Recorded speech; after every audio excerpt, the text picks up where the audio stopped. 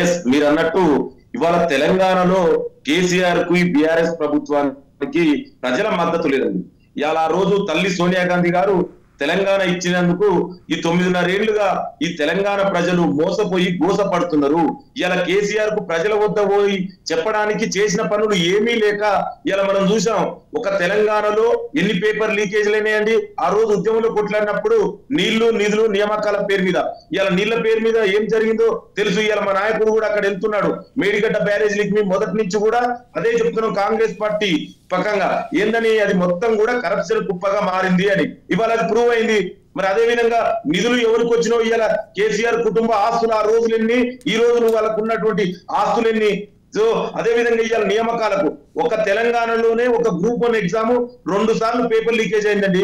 మొత్తం తెలంగాణలో 14 పేపర్ లీకేజ్లు అయినాయి. అసలు చరిత్రలో ఎక్కడ ఉందా అండి ఇది? అంటే వీళ్ళు అసమర్థత, వీళ్ళ చేతగాని తలం వల్ల ఇవాళ ప్రజలకు ఇలా హామీలు ఏదైనా ఇచ్చిందాన్ని, హామీలు ఇచ్చిన హామీలు ఒక్కటైనా అమలు చేసిన అండి. దళిత ముఖ్యమంత్రి, దళితులకు 3 ఎకరాల భూమి, అదేవిధంగా గిరిజనులకు మైనారిటీలకు 12% రిజర్వేషన్, డబుల్ బెడ్రూమ్ ఇల్లు, ఎకరాని కాన్స్టిట్యున్సీకి 1 లక్ష ఎకరాల నీరు అందిస్తాయి. అంటే ఇవి ఏమీ అమలు చేయకపోగా ఎంతసేపు భావోద్వేగాలతోటి రాజకీయాలు చేయాలనేది ఒక కేసీఆర్ తెలుసు. ఇలా తెలంగాణ ప్రజలందరూ డిసైడ్ అయ్యండి. మొన్న మేము ఇచ్చినటువంటి 6 గ్యారంటీలతోటి ఇలా తెలంగాణలోని సబ్బండ వర్గాలు కాంగ్రెస్ వైపు చూస్తున్నారు. ఆ కాంగ్రెస్ వైపు ఎట్లయినా కాంగ్రెస్ పార్టీని అడ్డుకోవాలని కుట్రలో భాగంగానే ఇలా బీజేపీ బీఆర్ఎస్ కలిసి ఆడుతున్న నాటకాలు. అసలు తెలంగాణలో బీజేపీ ఎక్కడ ఉందండి? దాని గురించి చర్చ కూడా వేస్ట్.